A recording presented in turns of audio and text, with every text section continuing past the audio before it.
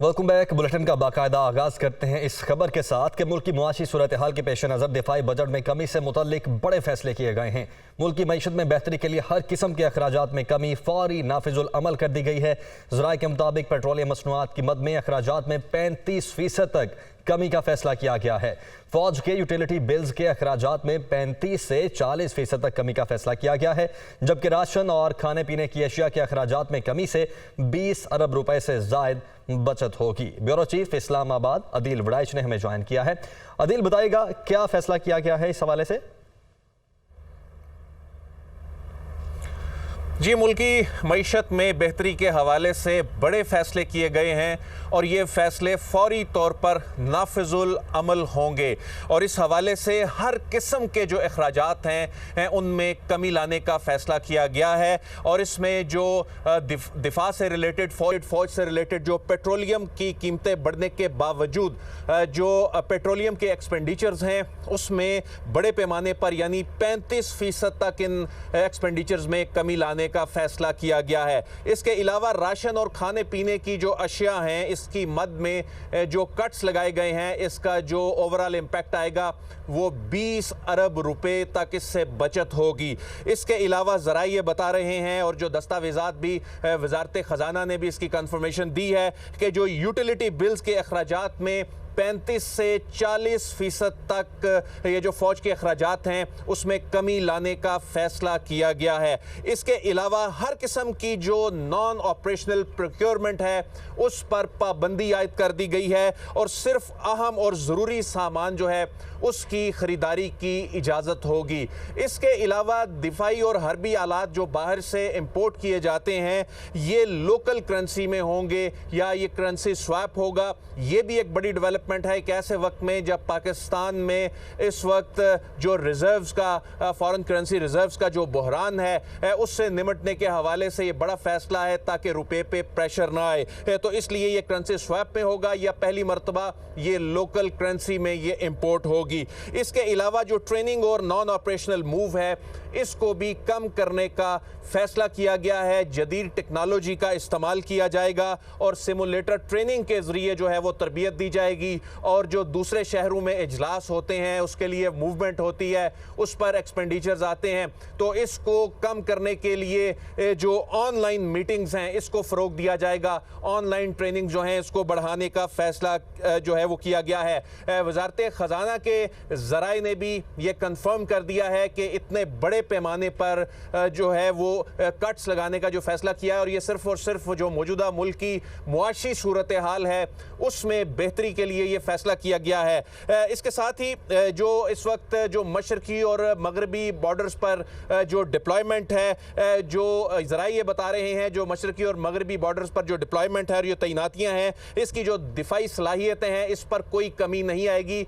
लेकिन जो बड़े पैमाने पर जिसमें अरबों रुपए की कौमी ख़जाने को बचत होगी ये कट्स लगा दिए गए हैं, ये फौरी नाफिजुल अमल हो चुके हैं। और इसमें अगरचे बहुत सी चीज़ें ऐसी थी जिसमें आलमी मार्केट का इम्पैक्ट था, जिसमें इस वक्त डॉलर की बढ़ती हुई कीमत का जो इम्पैक्ट था, उसके बावजूद जो अखराजात ज़्यादा आने थे अब ज़रा ये बता रहे हैं कि इसके बावजूद इसमें कट्स लगाए गए हैं, 35 से 40% तक कट्स लगाए गए हैं। और जो राशन और खाने पीने की जो अशिया होती हैं अगरचे उनकी कीमत में भी इजाफा हुआ लेकिन उसमें कट्स लगाने से 20 अरब रुपए तक की जो है बचत होगी। जी अच्छा अदील, आपको याद होगा आप ही ने रिपोर्ट किया था कुछ दिन पहले एक इंटरनेशनल इदारे की जानिब से एक रैंकिंग दी गई थी फौजों की जिसमें पाकिस्तानी फौज को एक बहुत बड़ा क्रेडिट दिया गया था कि पाकिस्तान की जो फौज है वो बहुत उम्दा फौज है, बहुत बेहतरीन कारकर्दगी की हामिल फौज है और बजट मिनिमम से मिनिमम इस्तेमाल करने के बावजूद दुनिया की टॉप रैंकिंग में आती है। जी बिल्कुल, जो 11-12 ऐसे ममालिक के साथ उस रिपोर्ट में एक कंपैरिजन भी आया था जिनका दिफाई बजट जो था वो बहुत ज़्यादा था और हमारे हमसाया मुल्क भारत के साथ भी जब कंपैरिजन किया गया था कि वो तीसरे नंबर पर उसकी जो डिफेंस स्पेंडिंग दुनिया में आ रही है और उसकी जो इंपोर्ट्स हैं दिफाई आलात की उसमें वो दुनिया में पहले नंबर पर आ रहा है। और उसके मुकाबले में जो पाकिस्तान का दिफाई बजट के हवाले से जो हमने इदादो शुमार पेश किए थे वो इंतहाई कम वसाइल के अंदर जो अफवाज पाकिस्तान हैं वो इस वक्त जो चैलेंजेस हैं उनसे नबर्द आजमा है, और उस इदारे की रैंकिंग के मुताबिक जो कम वसाइल में ज़्यादा से ज़्यादा डिलीवर करने के हवाले से भी उसमें यह बताया गया था कि अगर ताकत को देखा जाए और चैलेंजेस से निमटने के हवाले से देखा जाए तो उसकी रैंकिंग जो है वो उसमें बहुत आगे है।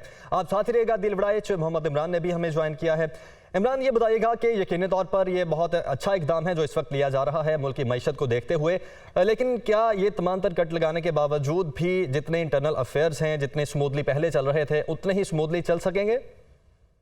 जी बिल्कुल। पाकिस्तान के जो मुसल्लह अफवाज हैं, खसूसी तौर पे पाकिस्तान आर्मी जो है वो माजी में भी इस किस्म के हालात से गुजर चुकी है। जब 1998 में पाकिस्तान के ऊपर पाबंदियां लगी थी तो उस वक्त पाकिस्तान की मुसल्लह अफवाज ने जनरल परवेज मुशर्रफ की क़यादत में, जो साबिक चीफ ऑफ आर्मी स्टाफ भी थे, सदर भी रहे, चीफ एग्जेक्टिव भी रहे, तो उन्होंने पाकिस्तान की मुसल्लह अफवाज ने एक स्ट्रेटजी अडॉप्ट की थी कि तीनों मुसल्लह अफवाज जो हैं, पाकिस्तान नेवी, पाकिस्तान एयरफोर्स और पाकिस्तान आर्मी, ये सिर्फ उन चीज़ों को एक्वायर करेंगी जो इनकी ज़रूरियात के मुताबिक होंगी।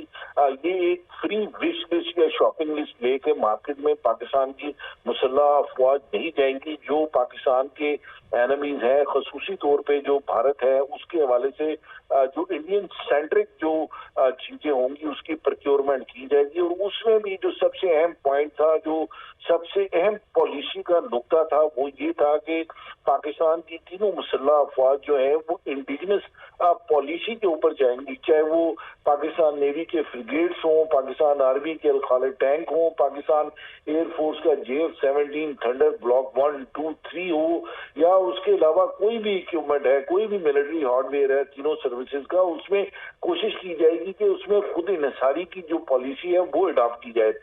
उस खुद इन्हिसारी की पॉलिसी जो है वो एक तसलसल के साथ चलती रही, जिसके नतीजे में अब ये हम कह सकते हैं कि इस किस्म की जो मेजर्स अब पाकिस्तान आर्मी की तरफ से जो लिए गए हैं, जो chief of army staff Syed Asim Munir, general Syed Asim Munir ने जो ये स्टेप्स लिए हैं, यकीनी तौर पर मुल्क की मईशत को मजीद मजबूत भी बनाएंगे और जितने भी इंटरनल अफेयर्स हैं उन पर भी असरअंदाज नहीं होंगे। बहुत शुक्रिया। मोहम्मद इमरान हमारे साथ मौजूद थे, deputy bureau chief Islamabad. Adeel Waraich भी हमारे साथ मौजूद है। आप दोनों का बहुत शुक्रिया। तो आगाह करें कि मुस्लिम लीग नून, JUI और पीपल्स पार्टी ने सुप्रीम कोर्ट में बेंच की तश्कील के लिए नई दरख्वास्त दायर कर दी। पंजाब और खैबर पख्तूनख्वा इंतखाबात अस्कुत नोटिस केस नए बेंच की तश्कील के लिए दरख्वास्त दायर कर दी गई है। दोनों जजेस को निकाल कर supreme court full court bench तश्कील दे, ये दरख्वास्त की गई है। तो मुस्लिम लीग नून, JUI और पीपल्स पार्टी ने सुप्रीम कोर्ट में बेंच की तश्कील के लिए नई दरख्वास्त दायर कर दी है। पंजाब और खैबर पख्तूनख्वा इंतखाबात अस्कुत नोटिस केस है, नए बेंच की तश्कील के लिए दरख्वास्त दायर कर दी गई। दरख्वास्त में कहा गया है कि दोनों जजेस को निकाल कर supreme court full court bench तश्कील दे। तो अहम खबर है, अपडेट कर रहे हैं, नई डेवलपमेंट है। मुस्लिम लीग नून, JUI और पीपल्स पार्टी ने सुप्रीम कोर्ट में बेंच की तश्कील के लिए नई दरख्वास्त दायर कर दी है। पंजाब और खैबर पख्तूनख्वा इंतखाबात अस्कुत नोटिस केस है, नए बेंच की तश्कील के लिए दरख्वास्त दायर कर दी गई, जबकि दरख्वास्त में कहा गया है कि दोनों जजेस को निकाल कर सुप्रीम कोर्ट फुल कोर्ट जो बेंच है वो तश्कील दे, ये दरख्वास्त में कहा गया है। मुस्लिम लीग नून, JUI और पीपल्स पार्टी ने सुप्रीम कोर्ट में बेंच की तश्कील के लिए नई दरख्वास्त दायर कर दी है। इसी हवाले से मजीद जानिए अपने नुमाइंदे आमिर सईद अब्बासी से। आमिर, दो जजेस के खिलाफ नई दरख्वास्त दायर की गई है, मजीद आगाह कीजिएगा।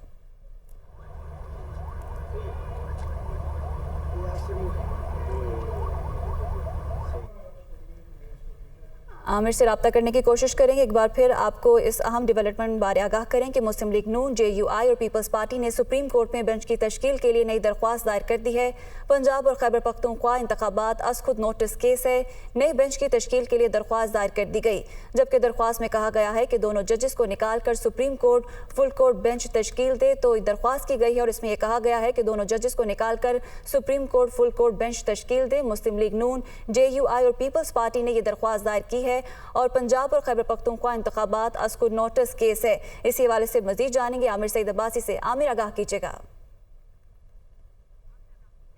देखिए, सुप्रीम कोर्ट ऑफ पाकिस्तान में जहां पंजाब और खैबर पख्तूनख्वा इंतखाबात से मुतल्लिक सुप्रीम कोर्ट आज खुद नोटिस केस की समाअत करने जा रही है पीर के रोज़। और आज हुकूमती इत्तेहाद जिसमें पाकिस्तान मुस्लिम लीग नून, पीपल्स पार्टी और JUI ने मुश्तरका तौर पर एक नई दरख्वास्त सुप्रीम कोर्ट में दायर कर दी है। और इस दरख्वास्त में मौक़िफ़ इख्तियार किया गया है कि supreme court 2 जजेज़ justice Ejazul Ahsan और जस्टिस मज़ाहिर अकबर नकवी को निकाल कर फुल कोर्ट बेंच तश्कील दे ताकि इंसाफ के तकाजे पूरे किए जा सके। ये उन्होंने अपनी दरख्वास्त में मौक़िफ़ इख्तियार किया है। उनका ये कहना है अपनी दरख्वास्त में कि क्योंकि दोनों जजेस साहिबान गुलाम महमूद डोगर सर्विस केस में अपनी राय का इजहार कर चुके हैं, लिहाजा अब उनका इस बेंच में बैठना मुनासिब नहीं होगा। और साथ में जस्टिस जमाल मंदोखेल भी अपने नोट में इन दोनों जजेस साहिबान के हवाले से और इस बेंच के हवाले से एतराज़ात कर चुके हैं। लिहाजा ऐसे हालात में इन दोनों जजेस साहिबान का बेंच में शामिल होना मुनासिब नहीं होगा। लिहाजा सुप्रीम कोर्ट में ये नई दरख्वास्त दायर कर दी गई है हुकूमती इत्तेहाद की तरफ से।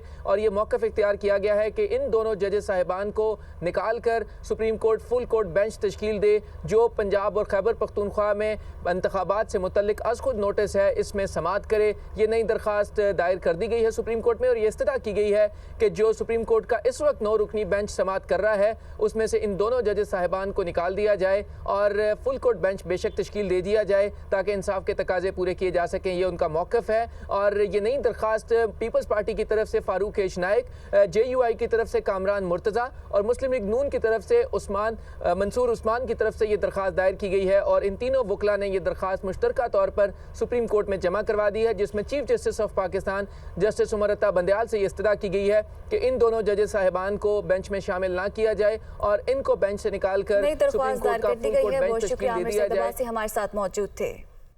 जेल भरो तहरीक PTI कारकुन आज मुल्तान में गिरफ्तारियां देंगे। रुकने कौमी assembly Aamir Dogar, senator on Abbas और दीगर नवाज शहर चौक पहुंच चुके हैं। तो पाकिस्तान तहरीक इंसाफ की जेल भरो तहरीक का ये चौथा मरहला है। रुकने कौमी assembly Aamir Dogar, senator on Abbas और दीगर नवाज शहर चौक पहुंच चुके हैं। PTI कारकुन आज मुल्तान में गिरफ्तारियां देंगे। आपको बताएं कि जेल भरो तहरीक है, PTI कारकुन आज मुल्तान में गिरफ्तारियां देंगे। रुकने कौमी assembly Aamir Dogar, senator on Abbas और दीगर नवाज शहर चौक पहुंच चुके हैं। तो रज़ाकाराना गिरफ्तारियां दी जाएंगी पाकिस्तान तहरीक इंसाफ के कायदीन और कारकुनान की जानिब से। इससे पहले लाहौर, पेशावर, रावलपिंडी में ये गिरफ्तारियां दी गई हैं। इसी हवाले से मज़ीद जानेंगे deputy bureau chief Multan Noman Khan Babar से। नुमान, इस वक्त क्या सूरत हाल देख रहे हैं और कौन कौन आज रज़ाकाराना गिरफ्तारी देगा, आगाह कीजिएगा।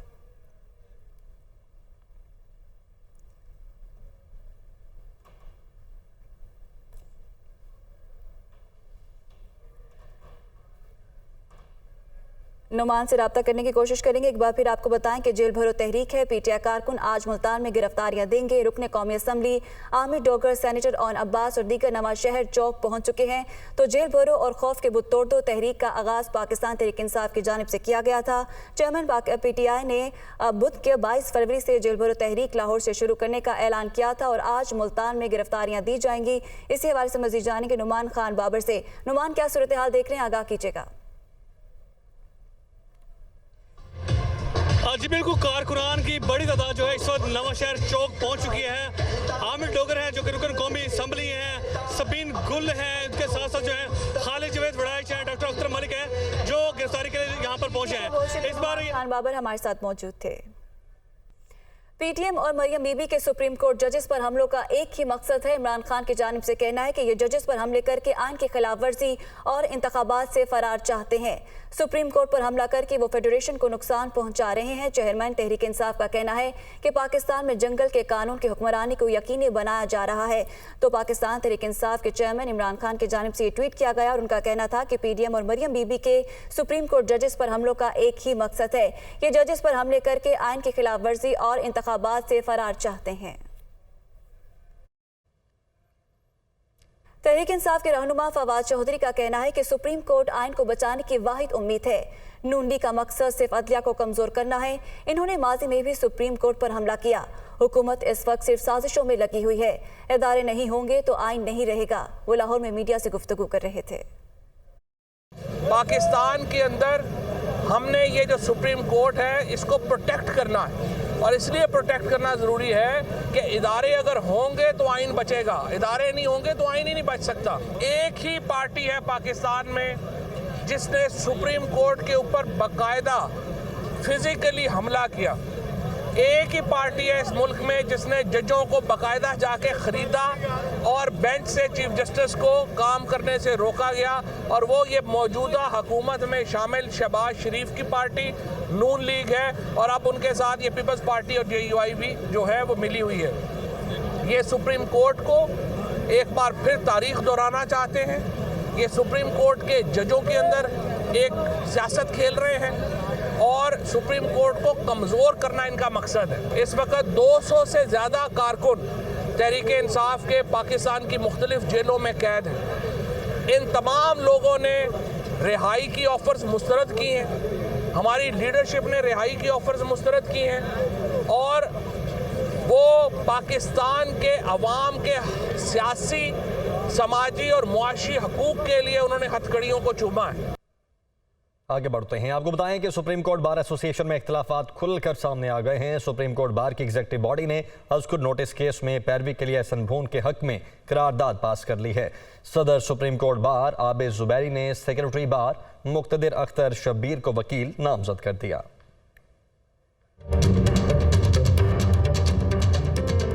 अजकुर नोटिस केस में पैरवी पर सुप्रीम कोर्ट बार एसोसिएशन में भी इख्तलाफात। बार के सदर और एग्जीक्यूटिव बॉडी ने अलग अलग वकील मुकर्रर कर दिए। जराए का कहना है कि सुप्रीम कोर्ट बार की एग्जीक्यूटिव बॉडी ने करारदाद के जरिए पंजाब और KP में इंतखाबात के हवाले से अजकुर नोटिस केस में पैरवी के लिए एहसन भून को वकील नामजद कर दिया है। सुप्रीम कोर्ट बार की 17 रुकनी एग्जीक्यूटिव बॉडी में से 9 अरकान ने एहसन भून के हक में करारदाद पास की। दूसरी तरफ सदर supreme court bar Abid Zubairi ने सेक्रेटरी बार मुक्तदिर अख्तर शब्बीर को वकील नामजद किया है। सुप्रीम कोर्ट ने पंजाब खैबर पख्तूनख्वा इंतखाबात अजकुर नोटिस केस में सुप्रीम कोर्ट बार को नोटिस जारी किया था। वक्त है ब्रेक का, हमारे साथ रहें।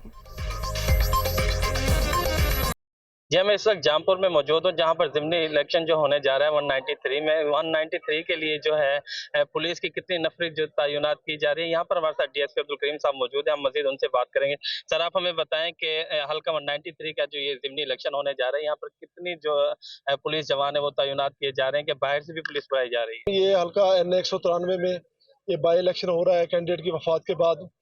यहाँ पर पुलिस ने फुल प्रूफ सिक्योरिटी इंतजाम किए हैं। 237 पोलिंग स्टेशन है जहाँ पर हमने 11 पुलिस मुलाजमान एक पोलिंग स्टेशन पे तैनात किए हैं A कैटेगरी पे, और जो B कैटेगरी कम हसास है वहाँ पे हमने 6 मुलाजमान तैनात किए हैं, एक ऑफिसर तैनात किया है।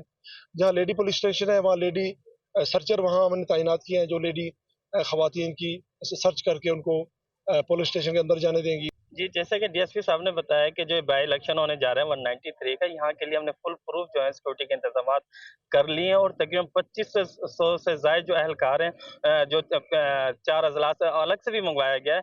और मैं यहाँ पर ये बताया चलूँ कि इस हल्के के जो तकरीबन जो वोटर्स की तादाद है वो 3,79,204 है, और इसके अलावा यहाँ पर जो पोलिंग स्टेशन है वो 237 बनाए गए हैं, जबकि पोलिंग बूथ हैं वो 711 किए गए हैं। पोलिंग बूथ में से जो 400 पोलिंग बूथ है वो मर्द हजरात के लिए हैं, जबकि खवातीन के लिए 311 बूथ बनाए गए हैं। जी, आगाह करें कि NA 193 ज़िमनी इलेक्शन कमिश्नर ने चीफ सेक्रेटरी पंजाब को खत लिख दिया। खत में सिक्योरिटी इंतजाम से मुतालिक चीफ सेक्रेटरी पंजाब को फौरी इकदाम करने की हिदायत की गई है। तो NA 193 ज़िमनी इलेक्शन है। इलेक्शन कमिश्नर ने चीफ सेक्रेटरी पंजाब को खत लिख दिया है। इसी खत के हवाले से मजीद जानेंगे deputy bureau chief Lahore Hasan Raza से। हसन, आगाह कीजिएगा। बिल्कुल, NA 193 इलेक्शन के मामले पर इलेक्शन कमीशन ऑफ पाकिस्तान की जानिब से चीफ सेक्रेटरी पंजाब को एक खत लिखा गया है जिसमें उन्होंने बाकायदा तौर पर डायरेक्शन दी है कि सिक्योरिटी अरेंजमेंट्स और स्मूथ कंडक्ट ऑफ इलेक्शन के हवाले से इकदाम करें। और ये भी उनकी जानिब से बाकायदा तौर पर कहा गया है कि जो आर्टिकल 220 है उसके तहत जो है जो डिस्ट्रिक्ट एडमिनिस्ट्रेशन है उनका काम बनता है कि वो बेहतर अंदाज से इंतखाबात का यकीनी बनाए। और NA 193 में जो कि राजनपुर 1 में इलेक्शन होने जा रहे हैं कल को, उस हवाले से उन्होंने बाकायदा कहा है कि डिस्ट्रिक्ट रिटर्निंग ऑफिसर और रिटर्निंग ऑफिसर की परफॉर्मेंस और ड्यूटीज और दीगर मामला की जो है वो बेहतर तरीके से निगरानी करें। सिक्योरिटी अरेंजमेंट के हवाले से बेहतरीन इक़दाम किए जाए, जिसको देखते हुए चीफ सेक्रेटरी पंजाब जाहिद जमान की जानिब से जो है हंगामी तौर पर कंट्रोल रूम भी कायम करने के इक़दाम जारी कर दिए हैं, और आज शाम 6 बजे आम इजलास की तलब कर लिया है ताकि इलेक्शन कमीशन ऑफ पाकिस्तान की डायरेक्शन पर अमल दरामद करते हुए इंतजामी मामला बेहतरीन किए जा सके। तो आज इजलास भी तलब किया गया है। बहुत शुक्रिया, हसन रजा हमारे साथ मौजूद थे। खबर शामिल करें कराची से, जहां शहर में मार्केटें 8:30 बजे बंद करने का हुक्म दे दिया गया। शादी हॉल, रेस्टोरेंट्स रात 10 बजे बंद किए जाएंगे। कमिश्नर कराची ने तमाम डिप्टी कमिश्नर्स को अहकामात पर अमल दरामद के लिए खत लिख दिया। फैसला तवानाई बहरान के पेश नज़र किया गया है, नोटिफिकेशन जारी कर दिया है। इसी हवाले से मजीद जानेंगे अपने नुमाइंदे मोहम्मद अली से। अली, आगाह कीजिएगा इस नोटिफिकेशन के हवाले से। जी बिल्कुल, वफाकी हुकूमत का बिजली बचत प्रोग्राम है। इस हवाले से जो है कराची की शहरी इंतजामिया ने भी अमल दरामद करवाने के लिए तैयारियां शुरू कर दी हैं। कमिश्नर कराची ने मरासला भेजा है डिप्टी कमिश्नर्स को, 7 अजला के डिप्टी कमिश्नर को। उसमें कहा गया है कि मार्केटें और बाजार 8:30 बजे, जबकि शादी हाल और रेस्टोरेंट जो है रात 10 बजे बंद करवाए जाएँ। दूसरी जानिब जो ताजी रहनुमा हैं, उन्होंने कमिश्नर कराची के इस ऐलान को, इस मरासले को जो है मुस्तरद कर दिया है। ताजी रहनुमा को कहना है कि वो गवर्नमेंट सिंध के जो आला हुकाम हैं, जो वज़रा हैं, उनसे बात करेंगे। किसी सूरत शादी हाल रात 10 बजे बंद नहीं कर सकते और ना ही जो है मार्केटें 8:30 बजे बंद की जाएंगी। अब देखना ये, पहले ही कमिश्नर कराची और डिप्टी कमिश्नर कराची के अंदर गोश्त की, तेल की, दूध की कीमतें जो है कम करवाने में नाकाम दिखाई देते हैं। अब ये नया चैलेंज आया है कि रात 8:30 बजे किस तरह बाजार और मार्केटें बंद करवाई जाएंगी और किस तरह शादी हाल 10 बजे बंद करवाए जाएंगे। अब देखना ये बड़ा अहम मामला है। कहा जा रहा है कि आइंदा 48 घंटे के अंदर मामला है। तो पीएसओ के गर्दिशी कर्जे 743 अरब रुपए हो गए। पीएसओ की पीआईए को फ्यूल फराहम न करने की धमकी दी गई है। गुज़श्ता 2 माह में पीएसओ के सर्कुलर डेट में 130 अरब रुपए से जायद का इजाफा हुआ है। सोई नॉर्दर्न गैस कंपनी पीएसओ की 486 अरब रुपए की नादहिंदा है। ज़राए की जानिब से यह कहना है तो पीएसओ के गर्दिशी कर्जे 743 अरब रुपए हो गए हैं। पीएसओ की पीआईए को फ्यूल फराहम न करने की धमकी भी दी गई है। इसी हवाले से मज़ीद जानेंगे अपने नुमाइंदे ज़ीशान यूसुफजई से। ज़ीशान, आगाह कीजिएगा। मारिया पीएसओ का जो गर्दिशी कर्जा है वो मुसलसल बढ़ रहा है और ज़राए ने बताया है कि योमिया 1 अरब का इजाफा इसमें हो रहा है। जो पीएसओ की कारोबारी सरगर्मियां हैं वो इस पर जो गर्दिशी कर्जा है बहुत हद तक असरअंदाज हो रहा है। जो पीएसओ का गर्दिशी कर्जा है मौजूदा वक्त में ज़राए ने बताया कि 743 अरब रुपये तक पहुँच गया और गुज़िश्ता 2 माह में 130 अरब रुपये इसमें इजाफा हुआ है। जो मुख्तलिफ सरकारी महकमे उन्होंने पीएसओ के जो है पैसे अदा करने वो ना दहिंदगान है। अगर बात की जाए सुई नॉर्दर्न गैस कंपनी के, तो उसने 486 अरब रुपए सुई जो है पीएसओ के अदा करने हैं। सरकारी थर्मल पावर प्लांट्स ने पीएसओ के 147 अरब रुपए अदा करने हैं। पीआईए भी उसकी नादहिंदगान में शामिल है। हबको और गेपको पावर कंपनी ने 30 अरब रुपए अदा करने हैं, जबकि पीआईए ने 25 अरब रुपए अदा करने हैं। जो रुपए की डिवैल्यूएशन है वो भी पीएसओ की जो है कारोबार पर असरअंदाज हो रही है और जो रुपए की कदर कम होने की वजह से पीएसओ में जो कर्ज है उसमें 43 अरब रुपए जो है इजाफा हुआ है। जो पावर सेक्टर है, ये जो सर्कुलर डेट है ये मुख्तलिफ कैटेगरीज में है, लेकिन जो पीएसओ का है वो भी 743 अरब रुपए तक बढ़ गया है। गैस की मद में भी 1400 अरब रुपए तक है। और इसके साथ साथ जो एनर्जी सेक्टर है, तो ये जो पावर सेक्टर है ये मुख्तलिफ जो है उसको असरअंदाज हो रहा है और उसको आगे बढ़ने नहीं दे रहा। ताम जो पीएसओ का गर्दिश कर्ज है वो अपनी तारीख में सबसे ज्यादा है। जी बहुत शुक्रिया ज़ीशान, हमें आगाह कर रहे थे। बराह रास्त आपको लिए चले रहनुमा तहरीक इंसाफ हमाद अजहर इस वक्त मीडिया से गुफ्तगू कर रहे हैं। बार एसोसिएशन में भी आज हम बहुत एतमाद हैं कि हमारा पैनल और हमारे हिमायत याफ्ता उम्मीदवार जो हैं वो आज बआसानी कामयाब हो जाएंगे। सुप्रीम कोर्ट बार एसोसिएशन में पहले ही आबिद ज़ुबैरी साहब जो हमारे तहरीक इंसाफ के हिमायत याफ्ता थे, उन्होंने कामयाबी हासिल की थी। और ये इलेक्शंस इस वक्त इसलिए बहुत ज़रूरी हैं और यहाँ पे तहरीक इंसाफ के हिमायत याफ्ता कैंडिडेट्स को अल्हम्दुलिल्लाह कामयाबी इसलिए मिल रही है कि वकला ने यह फ़ैसला किया है और हमेशा यही फ़ैसला किया है कि वो आइन के और कानून की बालादस्ती के साथ खड़े होंगे। पिछले 10 माह में जिस तरह आइन और कानून को रोंदा गया, इसकी धज्जियाँ उड़ाई गई, इंसानी हकूक़ और जमहूरियत की धज्जियाँ उड़ाई गई, आज तमाम वकला जो हैं वो एक तरफ हो चुके हैं आइन की और कानून की और जमहूरियत की बहाली के लिए। मैं यहाँ पे ये भी कहना चाहूँगा कि इस वक्त हमारी जमहूरियत ख़तरे में है। खैर जमहूरियत मैं तो समझता हूँ, मेरे राय अगर ली जाए तो पिछले 10 माह से मुल्क में जमहूरियत नहीं है। ये कोई एक अजीब व गरीब सी रजीम है जो हम पे मुसल्लत की गई है, लेकिन आने वाले दिनों के अंदर एक बहुत बड़ी तब्दीली आने वाली है और इसका सारा जो सेहरा है वो सिविल सोसाइटी को जाता है, जिसमें वकला भी शामिल है। तो मैं आज यहाँ पे इसीलिए मौजूद हूँ कि हम अपने हिमायत याफ्ता उम्मीदवारान को तहरीक इंसाफ के सपोर्ट करें। और मैं ये भी आपको बताना चाहता हूँ कि ये जो हमारी जेल भरो तहरीक है, इसका असल मकसद क्या है। इसका असल मकसद ये है कि हमारी जमात जो आइन और कानून में यकीन रखती है उसको दीवार से लगा दिया गया है, लेकिन हम फिर भी आइन और कानून के दायरे से बाहर निकलने को तैयार नहीं है और हमारे पास और कोई रास्ता नहीं रह गया था सिवाय इसके कि हम खुद अपने कायदीन और कारकुनान के हमरा अपने आप को गिरफ्तारियों के लिए पेश कर दें। आज मुल्तान